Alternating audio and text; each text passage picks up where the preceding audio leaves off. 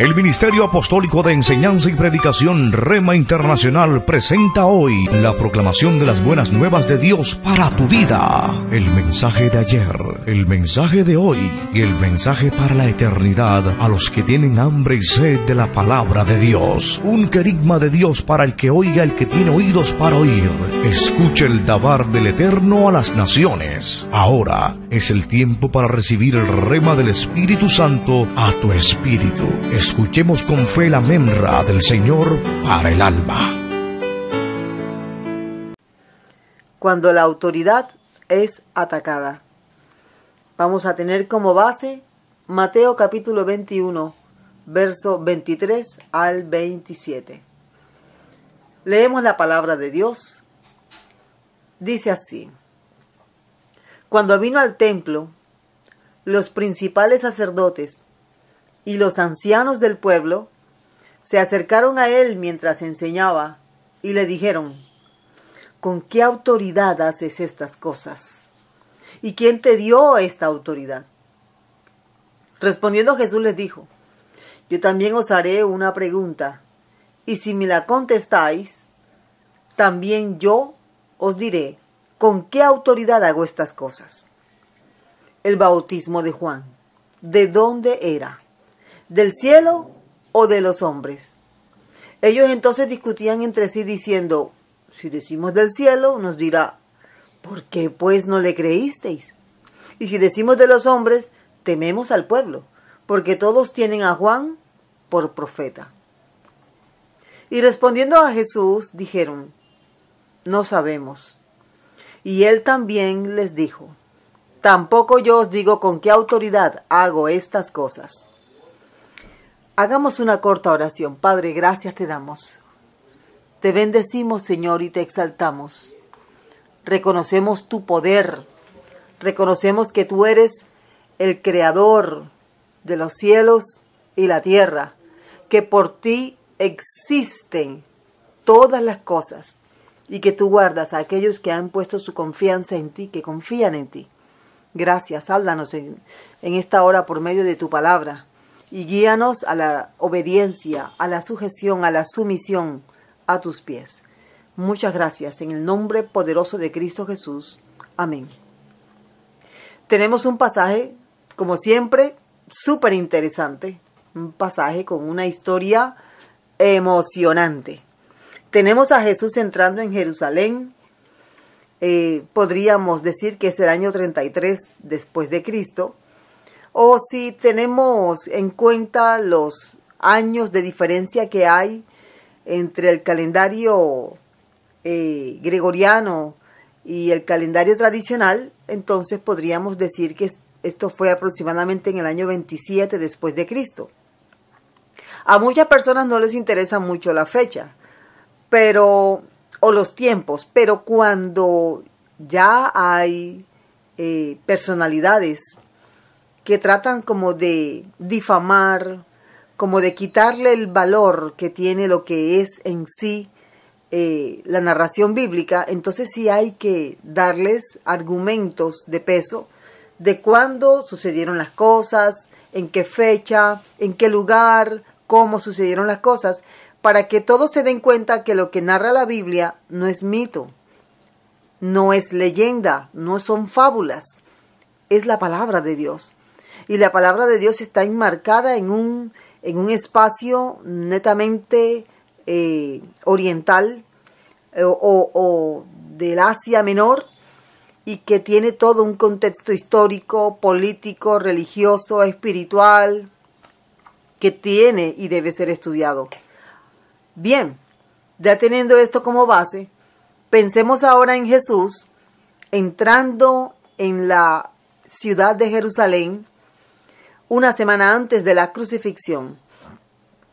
Jesús seguramente estaba un poco ansioso porque era la última semana que él iba a estar con los discípulos. Entrando en Jerusalén lo reciben con palmeras, con mantos, con todo tipo de reconocimientos de que él es el rey, el hijo de David. A todo esto, como si fuera poco, esta gran bulla esta gran entrada que en muchas versiones se nombra como la entrada triunfal de Jesús en Jerusalén. Ahora Jesús llega al templo, no al palacio, a donde tal vez muchos esperaban que entrara, sino que Jesús se va directo al templo. El templo construido y reconstruido y que daba la imagen de que el Dios de Israel era un Dios grande, un Dios poderoso. Un templo adorado por la gente de Israel en ese tiempo y por mucho tiempo. Bien, Jesús entra y aunque Jesús sabía lo que había en el templo, él decide hacerse de un látigo y comenzar a volcar las mesas, a liberar a los animales que estaban allí, ovejas, palomas, y a decir cosas como, por ejemplo, han convertido la casa de mi padre en cueva de ladrones. Además de eso, él dice, mi casa será llamada casa de oración, pero ustedes la han pervertido. Bien, estas palabras seguramente Jesús las repitió muchas veces y lo decía en voz alta. También iba volcando mesas. Todas las autoridades establecidas, las autoridades religiosas allí en el templo, salieron a ver el escándalo. ¿Qué era lo que estaba pasando? Seguramente muchos comerciantes estaban quejándose e insultando a Jesús. Pero eso no importa. Lo que importa es lo que hizo Jesús. Ante esta situación, ellos le preguntan a Jesús, ¿con qué autoridad haces estas cosas? ¿Quién te dio esta autoridad? Porque tenía que ser alguien muy poderoso, alguien muy estimado y muy conocedor de la Escritura para que hiciera lo que Jesús acababa de hacer. No cualquiera podía hacer esto. Podemos ver en la escena que los guardias no detuvieron a Jesús y si lo intentaron, no pudieron. O sea, Jesús tuvo, podríamos decir, la libertad de limpiar el atrio del templo. Tuvo el tiempo para hacerlo. No hubo quien lo detuviera. Sabemos que Jesús, en su expresión humana, es Dios. Allí vemos al hombre de carne y hueso actuando, pero él tiene control de la situación. No hirió a nadie en medio de su enojo, no hirió ningún animal siquiera, sino que él actuó conforme al celo en su corazón. Dios limpiando su templo con un látigo. Qué tremendo, qué pasaje tan maravilloso, para pensar.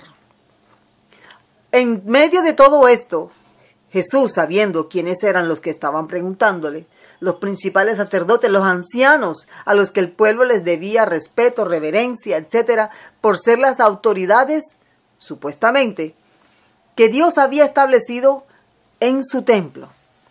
Así que Jesús procede a contestarles con una pregunta.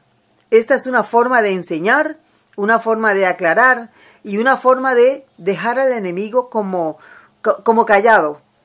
Así que, ¿qué hace Jesús? Muy bien, ya que ustedes me están preguntando, yo también les voy a hacer una pregunta. O sea, les estoy respondiendo con una pregunta. Para muchos esto es una mala educación, pero aquí lo hizo Jesús. Porque es que estas personas que estaban exigiéndole a Jesús una identidad espiritual del por qué él hacía esto, que si lo hacía tal vez en nombre de Roma o en nombre de Dios, que dijera, que hablara, porque ellos no conocían a Jesús. Ellos estaban en contra de Jesús, no querían saber de Jesús lo bueno, solo querían saber cosas malas que la gente decía de él. Así que Jesús les pregunta, el bautismo de Juan, ¿de dónde era? ¿Del cielo o de los hombres? Al parecer, ellos se apartan un momento, son la autoridad ahí humana en el templo, ellos son los encargados de los sacrificios y todo lo que sucede en el templo, y han recibido una pregunta teológica tan difícil que no pudieron responderla. Pero no la respondieron no porque no supieran la respuesta, sino porque en su corazón ellos eran rebeldes, porque ellos lo que querían realmente era atacar a Jesús, no importando si la autoridad de Jesús era legítima o si la autoridad de Juan el Bautista era legítima. Ellos lo que querían era sacar la amenaza que tenían allí dentro del templo, del cual ellos se habían adueñado. Así que ellos no contestaron por la dureza de su corazón, por su insensibilidad mental, por su estado de rebelión y desobediencia, por su religiosidad, no contestaron. Por lo tanto, Jesús les dijo, yo tampoco les voy a responder con qué autoridad hago estas cosas. Esto tuvo que ser una escena muy fuerte. Puedo imaginar a los discípulos del Señor detrás de Jesús. Ellos no están acostumbrados a pisar ese fino piso del templo, de estar delante de las autoridades que vivían lo mejor posible, que como ellos podían vivir en esa época. Ellos están escondiéndose detrás de Jesús. Claro, ellos están del lado de Jesús, tal vez todos menos uno, Judas, pero ellos se sienten protegidos por el Señor Jesucristo. De esta forma termina la escena. Termina este terrible momento para los sacerdotes y ancianos que vieron seguramente todo el desbarajuste provocado por las mesas volcadas, las jaulas abiertas, los animales regados. Qué situación tan fuerte. Vamos a mirar entonces, ya que hemos visto el contexto histórico de este pasaje, hemos detallado algunos elementos que hacen parte de esta gran historia. Vamos a mirar algunos principios que debemos tener en cuenta con respecto a la autoridad y en especial, ¿qué pasa? ¿Qué debe tener en cuenta una persona que está en autoridad cuando está siendo atacada? ¿Qué debe tener en cuenta? ¿Cómo debe pensar? ¿Qué debe entender una persona que está puesta en autoridad? Y no solamente autoridad espiritual, hay muchas autoridades. Están las autoridades de las naciones, las personas que están puestas para administrar justicia. Está la fuerza pública, que tiene que ver con lo que es la policía, el ejército, etc. Hay muchos tipos de autoridad. Y generalmente nos reunimos o nos referimos a las autoridades eclesiásticas. Pero Dios ha establecido todo tipo de autoridad para que el hombre pueda convivir en paz, en armonía, en orden. Pero el hombre cayó en pecado y ese pecado ha provocado mucho desorden, mucha violencia, mucha anarquía, que son los resultados de no reconocer la autoridad establecida por Dios. Entonces, en primer lugar, la persona que ha sido delegada por Dios en un puesto de autoridad y es atacada, debe tener en cuenta que no todos le van a reconocer esa autoridad. Esa autoridad delegada debe entender, debe aceptar el hecho de que no todo el mundo se va a sujetar en amor porque no van a reconocer su autoridad. Hay personas, por ejemplo, un agente de policía que tiene una placa. La placa generalmente la lleva en el pecho, del lado izquierdo de su uniforme. Y allí dice que esa placa es una extensión de la máxima autoridad en el país. Está autorizando a ese agente de policía, a ese oficial, a administrar justicia, administrar orden, bien sea de palabra o a la fuerza. Eso es lo que indica esa placa. Pero observe que en la actualidad mucha gente no está reconociendo la autoridad de la policía, la autoridad de las fuerzas militares. El país donde sea, estamos viendo noticias donde la gente se levanta y la policía actúa también con violencia ante los desmanes que se ven en las calles por la insatisfacción, por el sufrimiento, por lo que se considera por las injusticias. que viven las personas. Entonces, el hecho de que una persona haya sido revestida de autoridad no quiere decir de que todos van a reconocer esa autoridad. Jesús era la autoridad de Dios ahí presente, en carne y hueso, y no lo reconocieron. Ahora, no lo reconoció no la gente. Los altos mandos jerárquicos del Sanedrín no reconocieron a Jesús. Mucha gente seguramente tampoco reconoció a Jesús. Pero que no lo hicieran las autoridades que en ese momento estaban allí, eso es bastante fuerte. A Jesús no lo reconocían como una autoridad religiosa de su tiempo.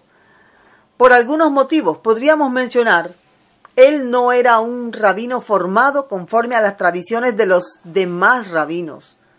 No fue formado dentro de las paredes del templo, o sea, no fue formado dentro de la capital de la nación. Era un rabino que venía de un pueblo. ¿De Nazaret puede salir algo bueno? Esto hizo que mucha gente dudara de la enseñanza de Jesús, por muy poderosa que era, porque tenían en cuenta el origen de Jesús. No procedía de una familia poderosa e influyente para estos gobernantes. ¿De dónde venía Jesús? Venía de la formación de un carpintero no conocido, un don nadie, como se dice popularmente hoy, y una mujer que tampoco era reconocida, a pesar de que en realidad los dos eran descendientes de la realeza. Pero esto es algo que estaba velado para muchos y que no era el momento de saberse. Tanto José como María eran descendientes del rey David, lo que los hacía personas de mucha importancia en la profecía. Tal vez lo más seguro es que si Israel no hubiera estado bajo el dominio romano, lo más seguro es que el rey en ese momento debió ser José, el esposo de María. Pero no fue así, porque precisamente él era buscando su comida, su pan diario, porque no tenía ese reconocimiento, a pesar de ser un descendiente del rey David. Las cosas no se dieron como tal vez hubieran querido ellos, las autoridades religiosas. Tampoco eran ellos los que debían estar pisando el templo como autoridad. El sumo sacerdote en la época de Jesús debió ser Juan Bautista. Él era el descendiente de Aarón, hijo de un sacerdote, Zacarías. Él era. Entonces estamos viendo aquí a las verdaderas autoridades escondidas, usadas por Dios en el momento oportuno para que pudiera el Mesías llegar. Pero las cosas no se dieron así, sino que estaba en la casa, en el palacio, un impío, Pilatos, un gobernador malvado.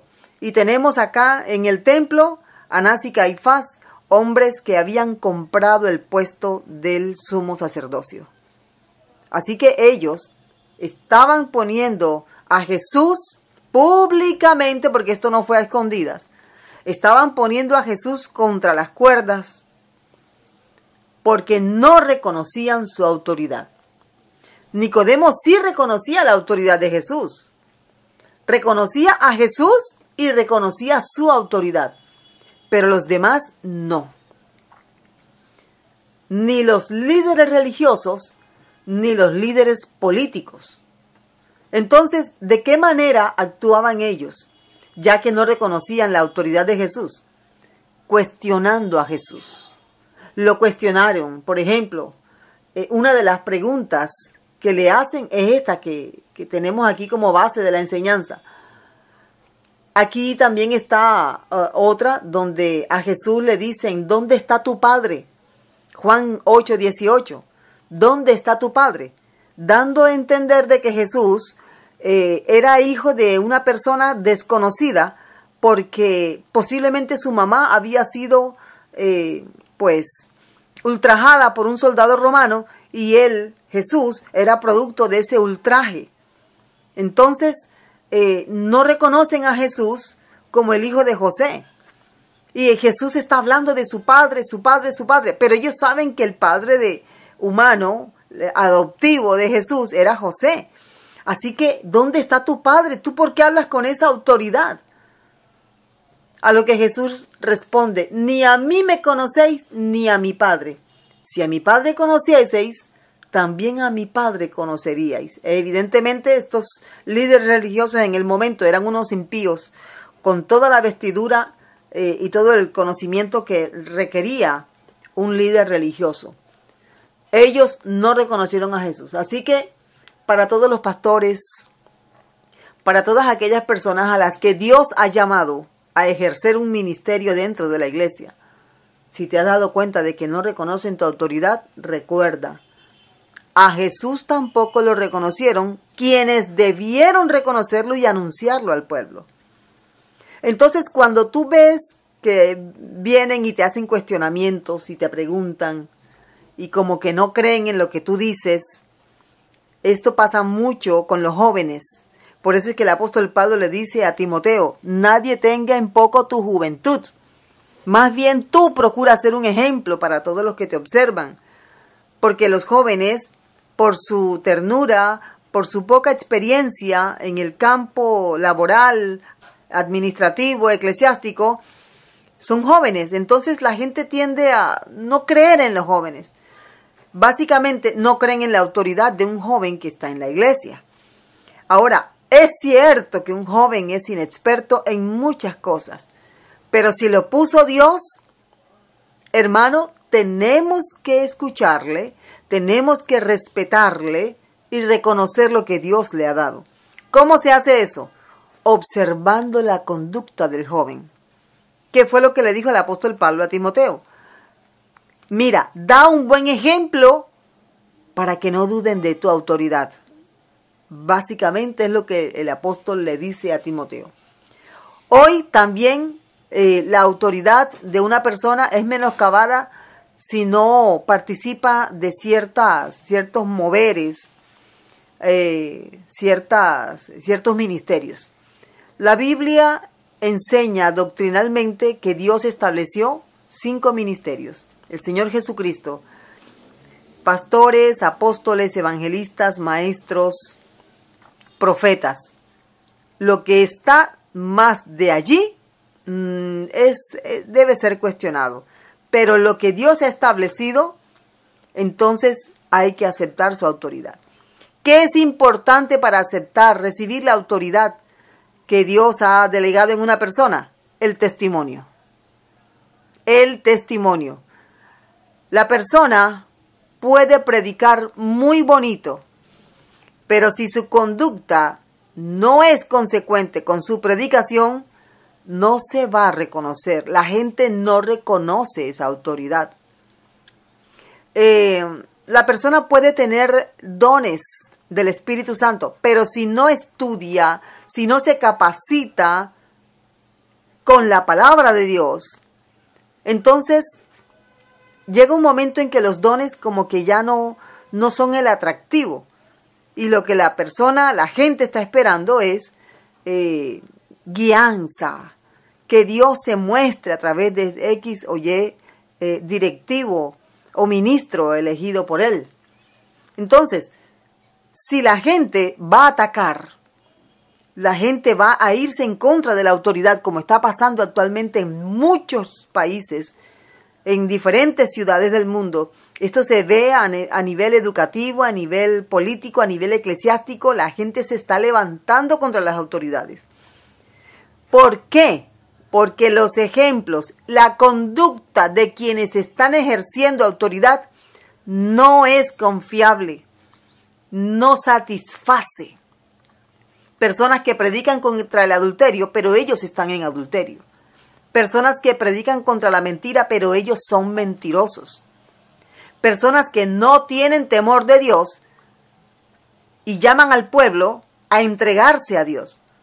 Esto hace que la gente no reconozca la autoridad de una persona y que se burlen, lo pisoteen Entonces, si tú has sido puesto en autoridad, si has recibido autoridad delegada de parte de Dios, tu testimonio tiene que ser, como dice el apóstol Pablo, impecable. Tu conducta tiene que ser intachable, porque esa es tu más poderosa predicación. La forma como tratas a las personas del sexo opuesto, eso es observable con lupa. Debes ser muy cuidadoso. En este momento recuerdo la regla Billy Graham.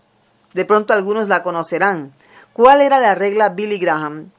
Billy Graham tenía que viajar solo en muchas ocasiones porque él tenía 4 o 5 hijos. Así que la esposa debía quedarse atendiendo los asuntos de la casa, del ministerio, de manera local, fija. Él viajaba. ¿Qué hacía nuestro amado hermano Billy Graham, que ya partió con el Señor? Él tenía una regla. Jamás se quedaba solo con una mujer que no fuera su esposa en un lugar donde no había otras personas. Si el ascensor se abría y había una mujer, él dejaba pasar el ascensor. Si él estaba solo en su oficina y llegaba una mujer, él salía o buscaba a alguien de buen testimonio que estuviera con él. Tal vez algunos dirán, oye, pero qué exagerado. Pero mire el testimonio de Billy Graham. Un hombre que fue intachable, realmente reconocido por toda una nación y por todos aquellos que lo conocimos como una persona admirable, su testimonio. Por lo tanto, cuando se decía Billy Graham va a hablar en tal lugar, la gente iba a escucharlo. ¿Por qué? Porque era un hombre que había recibido una autoridad delegada y realmente la ejercía de parte de Dios. Entonces, hay que guardar el testimonio si queremos ser autoridades reconocidas por los que nos escuchan. Esto aún así no quiere decir que no habrá gente que se levante contra tu autoridad. Al enemigo le molesta ver hombres y mujeres llenos de Dios, con autoridad delegada por Dios y que son intachables, que son irreprensibles. Al enemigo le molesta. Y de la misma forma como Dios usa a sus hijos para bendecir, el enemigo también, Satanás, usa a los suyos para estorbar, para dañar. Esto se debe tener en cuenta para que no nos sintamos tristes, afligidos por el hecho de que X o Y persona no reconoce que Dios me llamó. A quien debes realmente rendirle todo homenaje por lo que te ha dado es a Dios. Y tener en cuenta que tu testimonio es tan poderoso, más poderoso que hablar en lenguas. Tu testimonio, tu conducta es más poderoso que profetizar. ¿Por qué? Porque la gente está viéndote. Y si hablas en lenguas, pero no tienes buena conducta, no tienes ninguna autoridad para predicar. Si profetizas, pero tienes mala conducta, no eres ejemplo, entonces tu autoridad va a ser pisoteada. Los demonios conocen a las personas que tienen autoridad espiritual genuina y se sujetan. No lo hacen con agrado, lo hacen con ira. Y también reconocen a las personas que tienen los dones de parte de Dios, pero que tienen mala conducta. Ellos se burlan de estas personas. Y entonces usan a aquellos que se dejan usar para atormentar a aquellos que están ejerciendo autoridad sin tener un testimonio que les revista de esa dicha autoridad. Si alguien no reconoce mi autoridad, no debo tratar de forzarme, obligarla. Una frasecita muy conocida. Aquí en Colombia se hizo famosa esta frase. Usted no sabe quién soy yo. Esa frase se hizo muy conocida porque hace algunos años detuvieron a una persona, pues, que hacía parte del Congreso en ese entonces, y esta persona el policía de tránsito que le detuvo no sabía quién era la persona. Así que, o si sabía, no lo dijo. El asunto es que le puso la multa por exceso de velocidad. Y esta persona, este congresista, le decía, ¿usted no sabe quién soy yo? Imagínese, usted me respeta. Otra frasecita muy común. Vea, esto no se impone. Aún los demonios se sujetan si tienes un testimonio que respalda la autoridad que Dios te ha dado. Aún los demonios. ¿Qué diferencia cuando una persona llena de Dios actúa conforme dice Dios en su palabra y no conforme a su debilidad, a su carnalidad, sino que se somete y actúa conforme a la palabra de Dios? Esto es algo que tapa la boca de cualquiera, ¿oyó? Aún de los detractores. Entonces, es una clara evidencia de rebelión no reconocer una autoridad, pero no podrán hacerte daño, porque es que si Dios te ha revestido de esa autoridad, y estoy hablando de autoridad, entonces Dios te protegerá, aún de aquellos que se levantan contra ti. Si atacaron a Jesús, lo van a hacer contigo, te van a atacar a ti. Yo debo respetar y honrar a una persona que tiene autoridad espiritual. Yo debo tener temor de Dios, mostrando respeto hacia aquellos que Él ha puesto en eminencia espiritual, en autoridad espiritual. Debo tener eso muy presente, porque si no es así, entonces caigo en el mismo terreno de aquellos que están en contra de la autoridad, los rebeldes. Y hablando un poquito de lo que es la rebelión, tener autoridad te expone a tratar con gente rebelde. No lo olvides. En primer lugar, el hecho de tener autoridad espiritual te señala como una persona a la que no todo el mundo va a reconocer. No todos van a reconocer la autoridad que Dios ha delegado en ti. Y en segundo lugar, tener esa autoridad delegada te expone a tratar con los rebeldes. Los vas a ver, los vas a identificar. Miremos un poquito lo que significa aquí. La palabra rebeldía es básicamente separarse, apartarse. Es un tipo de revuelta. Lo podemos comparar con la palabra apostasía.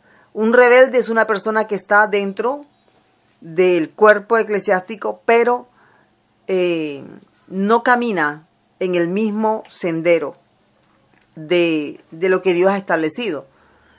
La rebeldía consiste en querer el lugar de quien tiene la autoridad. Eso es rebelión. Mírelo bien. La rebeldía consiste en querer el lugar de la persona que está ejerciendo la autoridad. Eso es rebelión. Es un pecado terrible. Y mucho cuidado, porque estamos viviendo tiempos de rebelión y tiempos de anarquía. La gente se levanta contra cualquier autoridad. La gente no tiene en cuenta lo que Dios ha establecido. Y la rebelión trae consigo muchas maldiciones que se activan en las personas rebeldes. Una de ellas es la ceguera espiritual, no poder ver lo que Dios quiere hacer. Estas personas son de cuidado. Dios habló del hecho de que la rebelión es una cosa, la iniquidad es otra y el pecado es otra cosa. La rebelión es el pecado que manifestó Luzbel cuando se levantó contra el Señor, se rebeló contra Dios. En él hubo orgullo, soberbia, sí, pero todo eso hace parte del mismo pecado, de esta misma conducta rebelde. Lo que hizo Satanás, él decía en su corazón, porque el corazón hay que examinarlo. ¿Qué es lo que se guarda en el corazón? Y no podemos decir es que, se me escapó este pensamiento, se me salió esta frase. No, eso no se sale, eso se sale porque es que está allí en el corazón. Mire lo que decía Satanás: subiré al cielo, en lo alto, junto a las estrellas de Dios. Levantaré mi trono. Él no dice me sentaré en el trono de Dios. Me sentaré, levantaré mi trono en el monte del testimonio, el arca del pacto que conocemos, que hacía parte del lugar santísimo. Me sentaré. Esto era lo que realmente quería hacer Luzbel, que ahora lo conocemos como Satanás. Ya él no es ninguna estrella de la mañana. Él es ahora un monstruo pervertido que su objetivo es matar, hurtar y destruir. Entonces, una persona que no reconoce la autoridad es una persona rebelde. Mire, a veces la autoridad no es muy agradable. De pronto la autoridad tenga mal aliento. De pronto la autoridad no use desodorante. De pronto la autoridad alza mucho la voz. O tal vez pareciera que no estuviera pendiente a ciertos asuntos. Hay muchas cosas que podríamos decir respecto a las personas que ejercen autoridad de parte de Dios. Pero son la autoridad. Y yo no voy a ser juzgado por la forma de juzgar a la autoridad, sino por haberme sujetado a la autoridad. Mire lo que dice el apóstol Judas. Dice que estos rebeldes, de la misma manera, también soñadores, mancillan la carne, rechazan la autoridad. Rechazan la autoridad. Así es, porque es que ellos no quieren estar sujetos a ninguna autoridad. Este es el rebelde. Y si tú estás en un puesto de autoridad, vas a tropezar obligatoriamente con estas personas. Porque el rebelde no busca puestos bajos. El rebelde tira a la cabeza. El rebelde busca el puesto más alto. El rebelde busca al que está ejerciendo la autoridad. A él no le interesa el de al lado, el de atrás, no. A él le interesa el que está puesto en eminencia. ¿A quién le interesaba Datán, Abirán y Corea allá en el Pentateuco? A ellos les interesaba Moisés y Aarón, no los demás. ¿A quién le interesa Jezabel? ¿A quién le interesa Jezabel?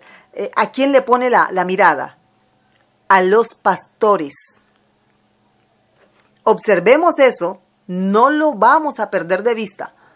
Entonces, cuando estas personas rodean al pastor y comienzan a halagar y constantemente a decirle lo que hay que hacer, y como que ya hay allí un tipo de influencia rara, hay que rodear al pastor, orar por el pastor, orar por el profeta, orar por el ministro, que Dios le guarde su corazón. Porque la rebelión es ejercida por un espíritu inmundo que influencia de manera muy negativa. Estas personas rechazan la autoridad. Hay muchas formas de rechazar la autoridad. Hay muchas formas en que la autoridad se pisotea. Si la autoridad te dice que debes estar a las 2 de la tarde en X lugar, pero tú dices, yo puedo llegar después de 2, eso es rechazar la autoridad. Si tu autoridad, no vamos a hablar aquí de los diferentes niveles de autoridad, eso lo veremos en otro momento, pero si tu autoridad, sea la que sea, puede ser tu papá, puede ser el alcalde, el gobernador, el presidente, el pastor, te dice, vamos a comprar tantos metros de piso. Aquí por dar un ejemplo. Pero la autoridad dijo que compráramos 20 metros de piso, pero vamos a comprar 18 y nos ahorramos esto. Eso es rechazar la autoridad. Y si tú estás en autoridad, a los pastores que están aquí, te van a cuestionar, y no solamente te van a cuestionar, te van a rechazar. Porque el ser humano nace siendo rebelde. En pecado fuimos concebidos. Así dice la Biblia. Así que nosotros tenemos que aprender a ser obedientes. ¿Y cómo nos dice Jesús que tenemos que aprender a ser obedientes? Hebreos capítulo 5 dice que mediante la aflicción el Señor Jesucristo aprendió la obediencia. Y cuando una persona no se somete a la aflicción, a los padecimientos, como lo hizo Jesús, no va a aprender. Ahora, Jesús no era rebelde antes de aprender. Jesús era inocente. Pero Jesús debió ser moldeado su carácter para que después pudiera hablarle a la multitud. Yo no hago mi voluntad, sino la voluntad del que me envió. La gente sabía, este hombre no se manda solo. Él se somete a su autoridad. ¿Cuántas veces Jesús dijo la misma frase? Mi comida es hacer la voluntad del que me envió. Qué tremendo, ¿verdad? Jesús, el Hijo de Dios, se sujetó a su autoridad. Pero ¿cómo lo aprendió? Mediante el sufrimiento, la aflicción, los padecimientos. Entonces, tú vas a tener que someterte a las aflicciones, aun cuando tu autoridad te hace llorar, aun cuando tu autoridad pide cosas que tú dices, no estoy de acuerdo. Soporta la aflicción. Deja que Dios trate con tu autoridad, pero no te levantes contra tu autoridad. Porque tu autoridad tendrá que darle cuentas a Dios por la forma en que ejerce la autoridad. Pero tú, el que se sujeta, los que nos debemos sujetar. Y si tú estás en autoridad, como yo estoy en autoridad en mi espacio, no vamos a olvidar el hecho de que estamos aquí por misericordia de Dios y que de cada orden, petición, cada dirección que hemos dado a las personas que están sujetas a nuestra autoridad, tenemos que dar cuentas. Así que esto hay que hacerlo con mucho temor, porque lo que está pasando en el mundo no debería entrar en las iglesias. ¿Qué está pasando en el mundo? Esos movimientos de anarquía, de levantamiento en contra de la autoridad, de derrocamiento de las autoridades. Y no menciono aquí países ni nada, pero esto se está dando en diferentes lugares. Hay personas que no son elegidos y ellos se montan en el poder y se imponen como autoridad, no teniendo esa delegación. Mucho cuidado, porque Dios está muy atento a esto. Hay un movimiento por allí que está diciendo que las coberturas no son bíblicas, que no debemos sujetarnos a ninguna cobertura porque eso no es bíblico. Una cobertura es una autoridad. Todos estamos sujetos a una autoridad, todos. Es más, para yo poder ejercer autoridad, yo estoy sujeta a otra autoridad. Mi autoridad está sujeta a su autoridad. Y la autoridad de mi autoridad, y así sucesivamente. Todo el mundo está sujeto. Si estoy en un espacio donde quien me da las órdenes, quien me dirige, no está sujeto a ninguna autoridad, no le rinde cuentas a nadie, entonces hay que hablar, hay que tratar de ir a la palabra y mirar el orden que Dios ha establecido. ¿Por qué? Porque Dios quiere que todo se haga decentemente y en orden. ¿Por qué es tan importante que todo ser humano esté en el rango que esté, en el ministerio que esté, en el escalafón que esté sujeto a una autoridad? Porque los seres humanos, por el hecho de ser pecadores y por el hecho de mantenernos luchando con esa naturaleza caída, somos tentados a hacer lo incorrecto cuando no estamos bajo autoridad. Había un pastor, y con esto quiero ya cerrar, concluir, un pastor ya anciano, en una de las reuniones de pastores donde estábamos mi esposo y yo, que él dijo, bueno, ya yo tengo más de 80 años, nunca me descarrié y no creo que yo me descarríe a estas alturas. Pero aún así, decía él, ya un hombre con la cabeza blanca, pues sus arrugas que le adornan el rostro, él decía, pero igual yo estoy bajo mi pastor, y si mi pastor, que es más joven que yo, ve que estoy mal, él me dice algo y yo le digo, ok, pastor, usted tiene la razón, y yo enseguida enderezo si algo está raro. Porque yo no voy a aceptar, no voy a permitir que ya en mis últimos años de ministerio, imagínense más de 60 años de ministerio, yo me vaya a torcer por no estar bajo autoridad. Entonces, vamos a orar y vamos a pedir al Señor que nos guíe y que podamos ejercer la autoridad que Dios nos ha delegado con amor, con ternura y sabiendo que tendremos que darle cuentas al Señor. Y que los que debemos sujetarnos a nuestra autoridad, lo hagamos también con amor. Aunque hay cosas que no entenderemos de inmediato, pero el amor supera cualquier situación. El amor cubre multitud de pecados. Padre, gracias te damos por tu palabra. Ayúdanos, Señor, a ser humildes cuando requiera mostrar la humildad, a ser firmes cuando requiera ser firmes. Señor, ayúdanos como autoridad a ejercerla con temor delante de ti y con amor hacia quienes están sujetos a nuestra autoridad. Ayúdanos, oh Dios, y guíanos.